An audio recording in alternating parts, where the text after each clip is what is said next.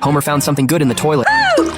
After putting on the glasses, Homer's intelligence level improved significantly. The original owner of the glasses was a doctor. Burns had invited to visit the factory. Before leaving, Burns promised the doctor that he would definitely find his glasses. According to Smithers' statistics, the nuclear power plant's current financial situation was not optimistic. He suggested that Burns lay off several employees. Burns quickly had his candidates in mind. Him.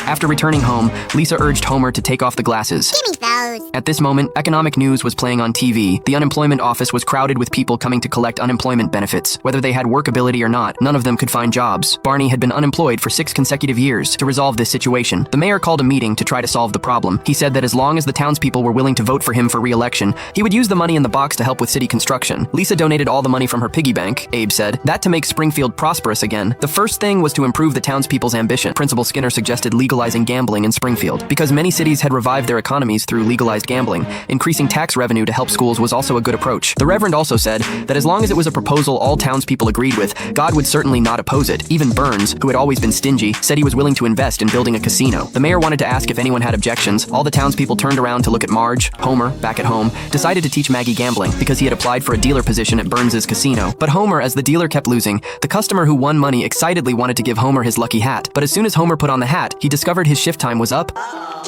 Bart also walked into this casino. Unexpectedly, he hit the jackpot on his first try, but before Bart could collect the coins, someone discovered that he had forged his age. That day, Homer was shuffling cards. When Marge suddenly came to the casino, Marge was holding Maggie, ready to go home, but accidentally picked up a coin on the ground. She wanted to take this coin to Lost and Found, but unexpectedly saw a slot machine nearby. She inserted the coin into the machine, then pulled the lever. Unexpectedly, she won 4 coins. Marge thus became addicted to gambling. Maggie beside her could only play with her pacifier, but the pacifier accidentally fell into a passerby's coin box. Maggie could only chase after them. She moved through the crowd and climbed onto a gambling table nearby. Then Maggie saw the white tiger performing at the casino. She was interested in the tiger's whiskers. Homer wanted to call her home, but Marge couldn't pull herself away. Even Smithers brought people over to find her. Without Marge, the home was also a mess. The pots, bowls, and pans in the kitchen had piled up into a small mountain, but no one cared at all. Lisa even felt that this family had fallen apart. Marge hadn't been home for a week. Even her geography field trip costume wasn't finished yet. Without Marge to cook for them, Homer could only mix all the ingredients in the refrigerator together. Lisa suggested going to the casino to bring Marge back. Homer wanted to refuse, but when the homemade food reached his mouth, he immediately changed his mind. The family found Marge and wanted her to come home and take a look, but Marge gave Homer the $60 she had just earned. Woohoo! Problem solved!